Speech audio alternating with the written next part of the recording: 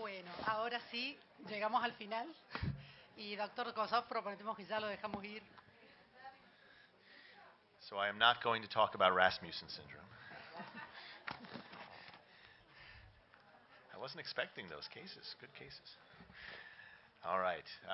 Thank you for staying till the very end. I will try to be very quick. And after, if people want to talk to me, ask me questions, I'll stay as long as people have things they want to ask me about. It's been really fun to be here. Again, thank you to Maria and Guglielmo for inviting me, and for Nutricia for helping pay for my flights.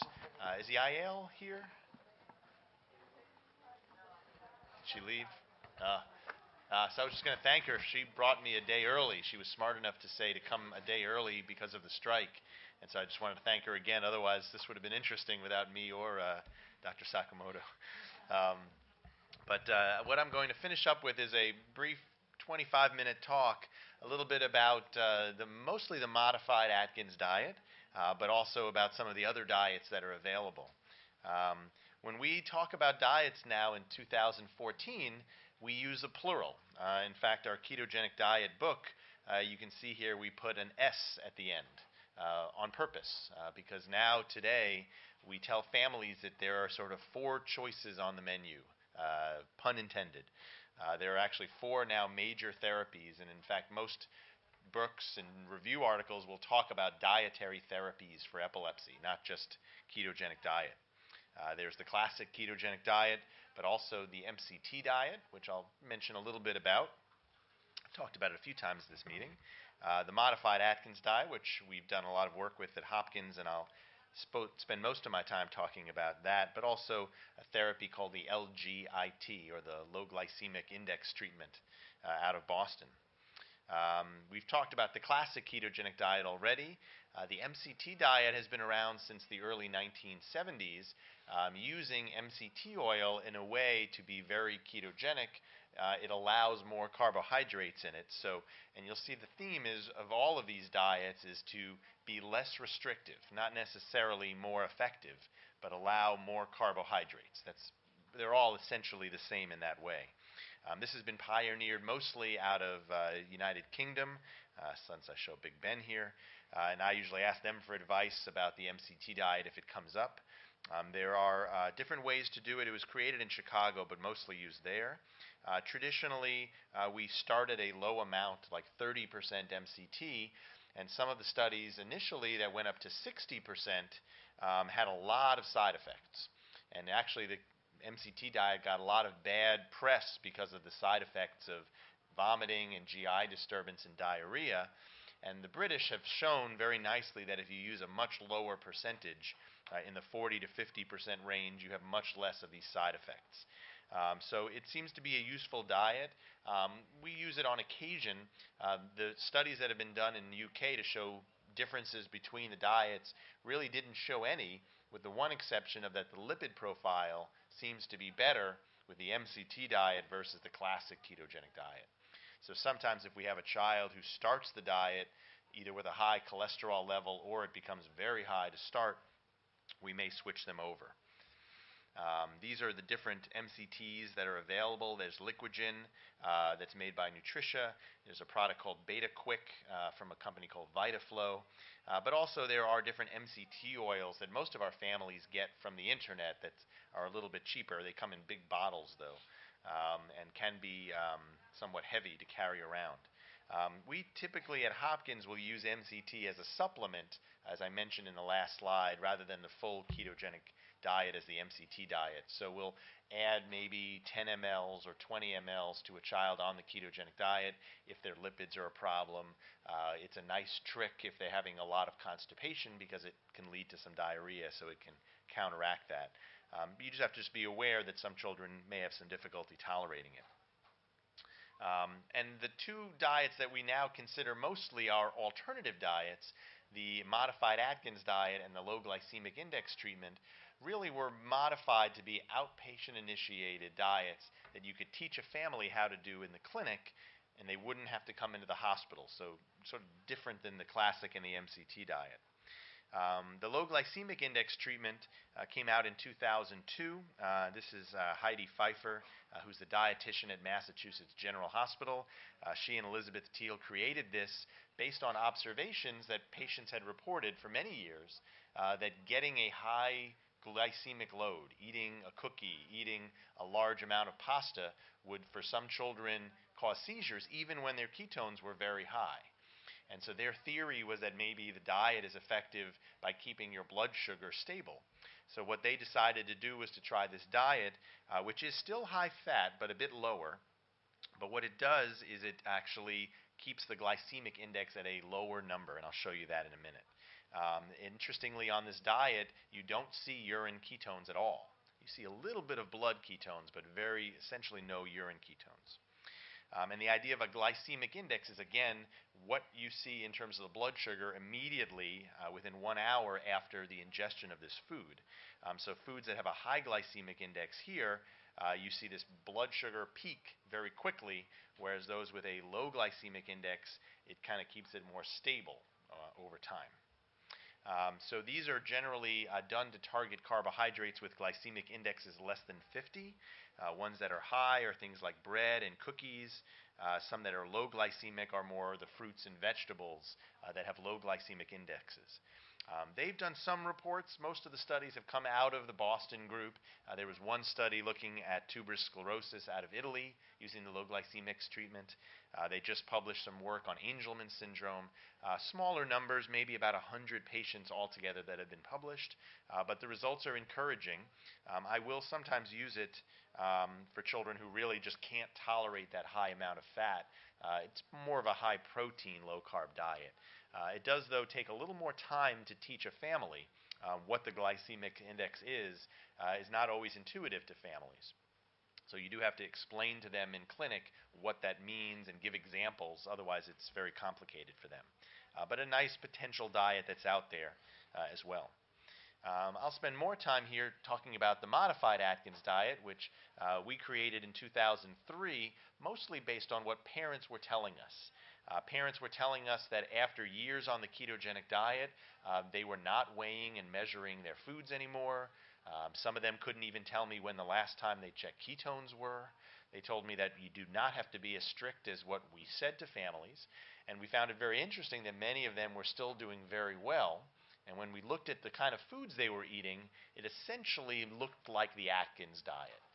It was more, again, of a high protein, high fat, low carbohydrate diet, but with no restrictions on calories or fluids. This is also like the low glycemic index treatment, something that can be started in clinic. It takes about 45 minutes to teach a family how to do it. For young children, we'll do 10 grams per day of carbohydrates. For the adults, we're doing now about 20 grams of carbohydrates per day and staying there. Many people know about the Atkins diet because it's popular in the mainstream. So it actually takes a little shorter period of time to explain it to them because they know what it is. They sometimes like it as well because it doesn't make them seem different than a lot of other children who may be on the Atkins diet for weight loss. It's maybe a little bit cooler to say you're on the Atkins diet to another child than to say the ketogenic diet. I've heard that from some of my teenagers. These diets are actually very similar, okay? And most of the time I tell families that they're actually all modified of the same diet. The modified Atkins diet, like the ketogenic diet, is high fat, low carbohydrate foods. Both can be done long term. Both can make you lose weight. We don't want that to happen necessarily with the ketogenic diet, but for some patients who have obesity and epilepsy, the Atkins diet can achieve that. So we do spend some time talking to them about that. For many years, both diets were really not looked at in a good way. The modified Atkins diet and the Atkins diet, really about 2001, became more popular around the world. Ketogenic diet, as I mentioned earlier, actually yesterday, 1994, became more popular.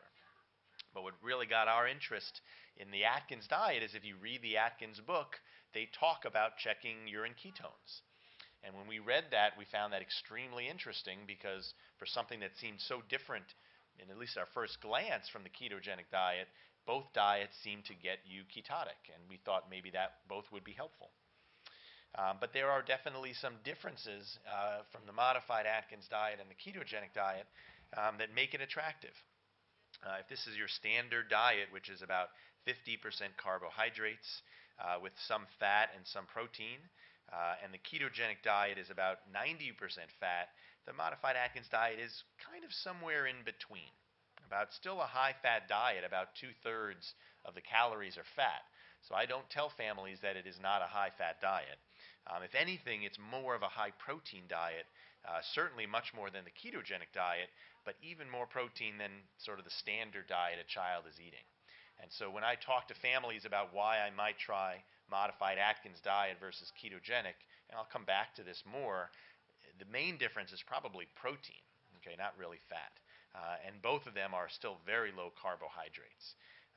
These diets, the modified Atkins diet and low glycemic index treatment, are generally done without calorie or fluid restriction, which we're not doing as much with ketogenic anymore, but certainly I tell families eat all they want, just not carbohydrates.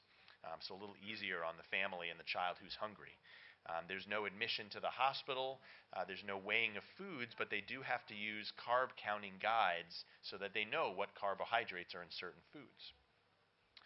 There are a lot of products out there. This is a supermarket in Baltimore.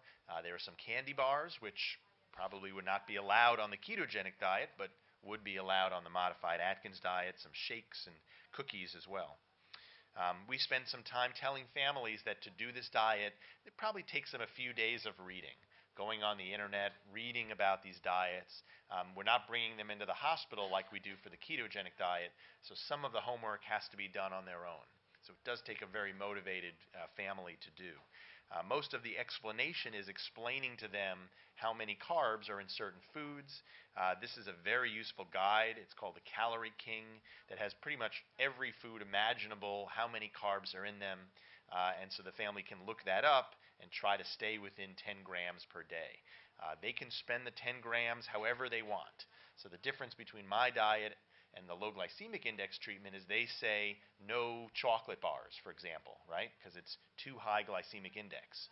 I tell the families they can have a chocolate bar. It's not going to be very much, right? It may be like this much, okay? But they can have that if they want to spend their 10 grams on that.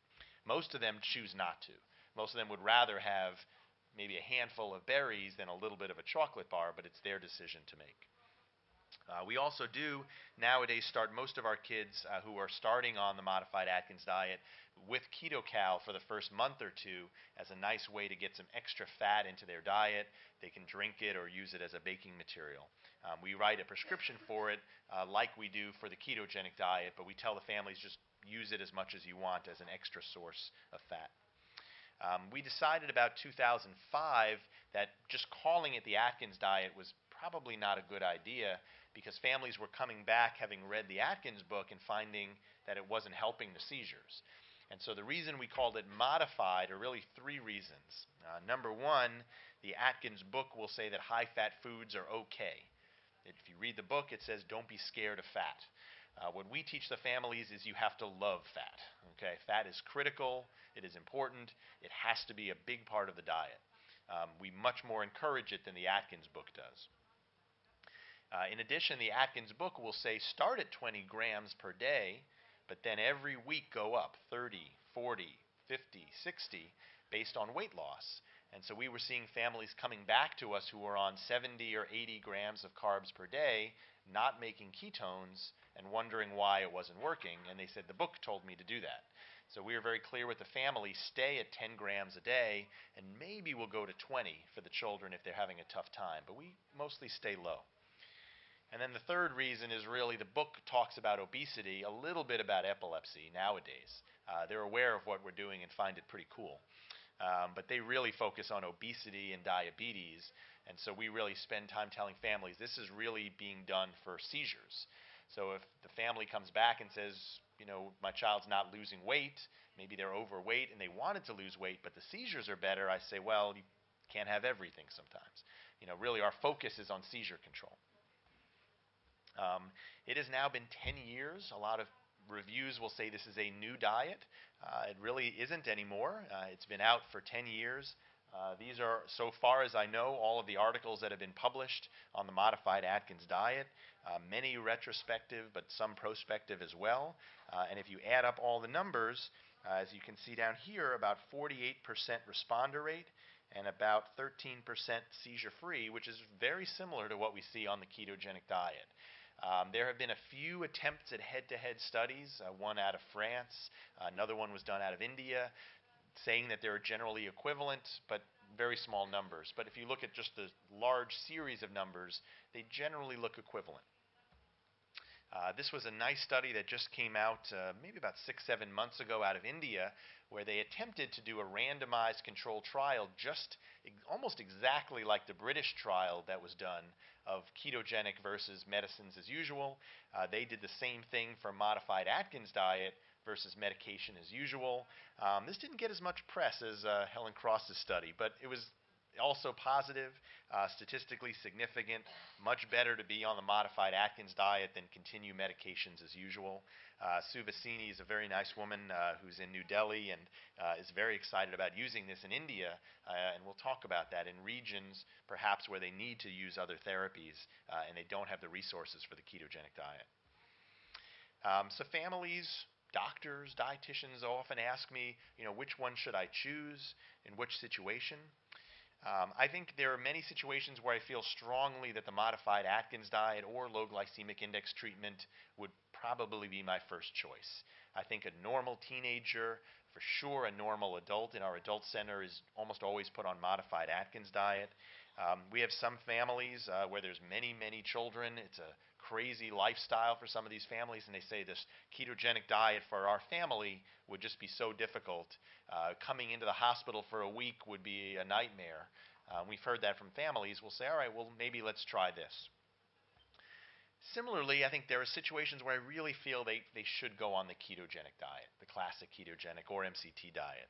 I think if it's a child who has a feeding tube or it's an infant that is on a formula, there aren't a lot of advantages. There are so many formulas out there, you can just use a lower ratio of that formula, but an outpatient approach with higher protein may not make as much of a difference to that family's life. And so my dietitian feels that those children probably should be on the ketogenic diet. There are some parents, and I think all of you know who these parents are, who just need extra help. They call a lot, they email a lot.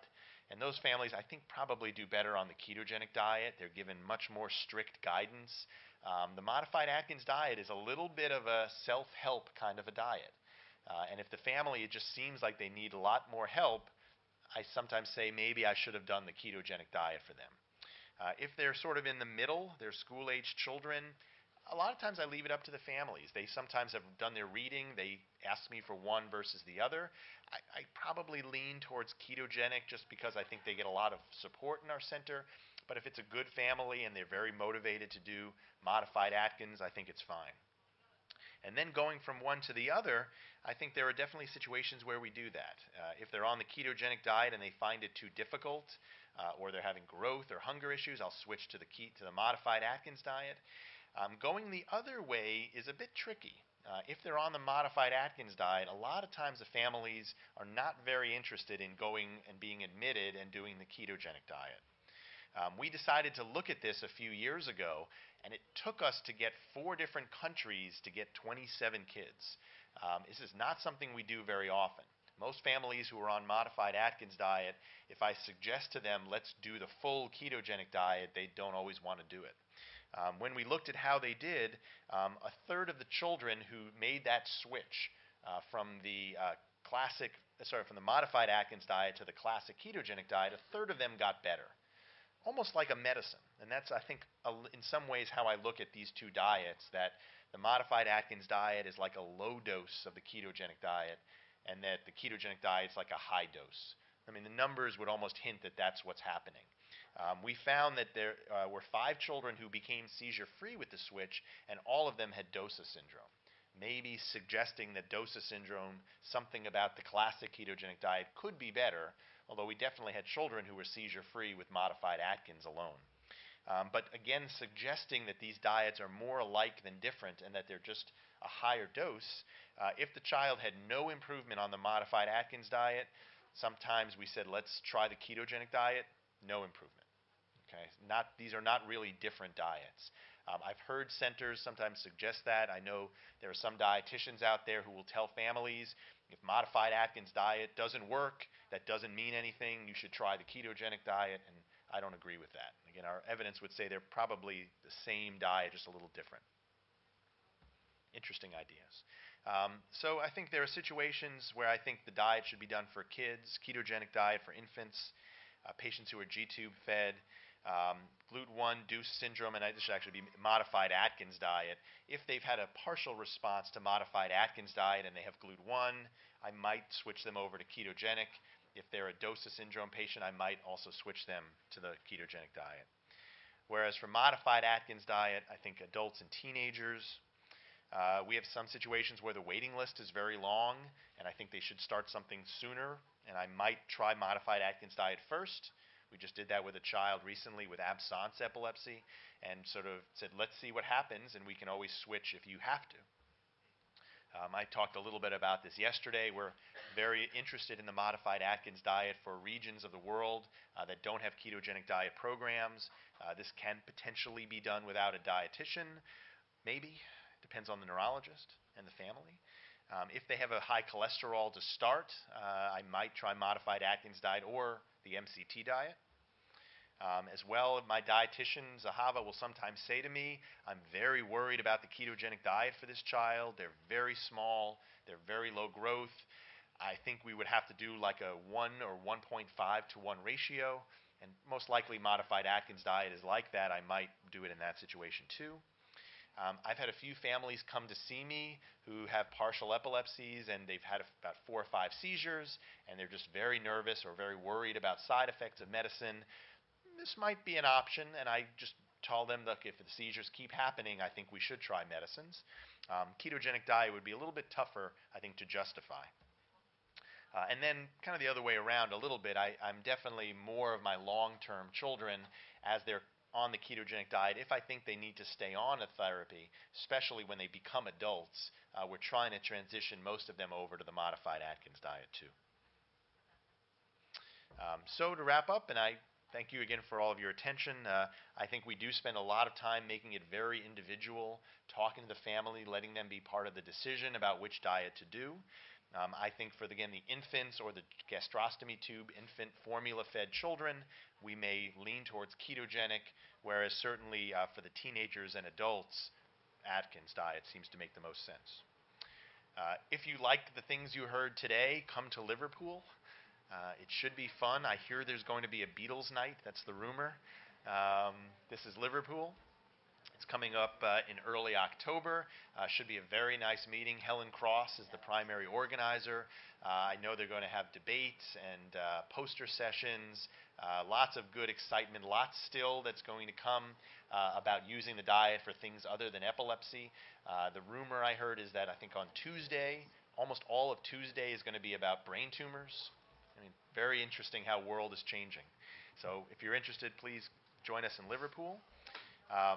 As near my end of my slide, this is our ketogenic diet team. It is absolutely a team, and the number one person on my team is Zahava, my dietitian, who I say I often kid around. She's the one working while I am traveling around the world. Extremely important and a big part of our center. But as well, this is our pediatric team. This is actually our adult team, and this is Jerry and Mike Harris, who are the parents who help with our parent support group. We also have a seizure dog that comes and visits our kids, Matilda. It's a beautiful Dalmatian that comes during the admission week and kisses all the kids. Thank you for all of your attention.